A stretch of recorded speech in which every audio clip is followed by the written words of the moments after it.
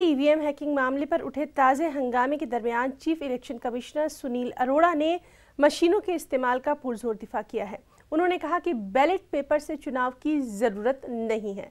दिल्ली में एक प्रोग्राम से खिताब करते हुए सुनील अरोड़ा ने वाज़ेह किया कि बैलेट पेपर से चुनाव के दौर में हम वापस नहीं जाएंगे।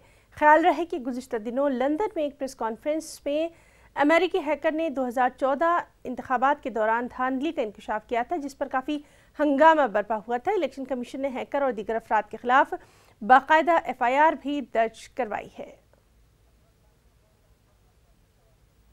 चलिए रुख करेंगे दिल्ली का, जहां मौजूद है हमारे साथी अशरफ काज़मी। अशरफ, आपसे जानना चाहेंगे, सुनील अरोड़ा ने काफ़ी अहम बयान दिया है और इलेक्शन कमीशन ने भी पूरी तरह से अपनी मजबूती जाहिर की है कि किस तरह से ईवीएम पर यकीन लोगों का बरकरार रखा जाए।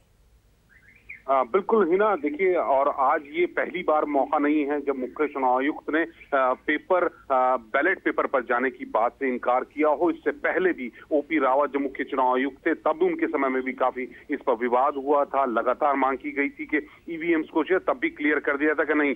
अभी जो ताजा विवाद लंदन में जो हैकर ने किया शुजा ने, और उसके बाद चुनाव आयोग ने रिपोर्ट दर्ज कराई है, तो उसी के सिलसिले में आज ये उन्होंने फिर मुख्य चुनाव आयुक्त सुनील अरोड़ा ने साफ कर दिया कि किसी भी हालत में हम बैलेट पेपर पर नहीं जाएंगे, चुनाव बैलेट पेपर से नहीं कराएंगे, चुनाव ईवीएम्स के जरिए ही कराए जाएंगे। और हमारा जो सिस्टम है, ईवीएम जो है वो बहुत मजबूत है, उसको हैक नहीं किया जा सकता। जी हिना।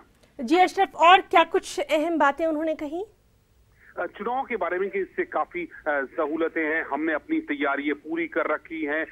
ईवीएम्स है क्योंकि वीवीपैट का हम सहारा ले रहे हैं, उससे और ज्यादा पारदर्शिता आती है। जो राजनीतिक दलों की मांग थी उसी के हिसाब से हम कर रहे हैं। अभी उन्होंने ये संकेत जरूर है कि जैसे मांग की जा रही है कि वीवीपैट की संख्या को जो एक जांच करते हैं वो 50% की जाए, अभी वो 10% है। तो उस पर उन्होंने जरूर कहा कि हाँ, इस मामले पे आगे विचार किया जा सकता है, हो सकता है, लेकिन इतना वो बहुत साफ किया कि हमारा जो सिस्टम है ईवीएम वो बहुत मजबूत है। और दुनिया में काफी जो अलग दूसरे देश हैं, जो लोग पीछे हटे हैं, उनकी मशीन में गड़बड़ी थी, हमारे यहाँ की जो मशीनें हैं वो हैकिंग प्रूफ हैं और वो बहुत मजबूत सिस्टम है, उससे आप कुछ नहीं कर सकते। और M3 जो मशीनें हैं वो पहले से ज्यादा मजबूत हैं। उसमें तो ये दावा किया जा रहा है कि अगर कोई उस खोलने की, टेम्पर करने की कोशिश करता है तो मशीन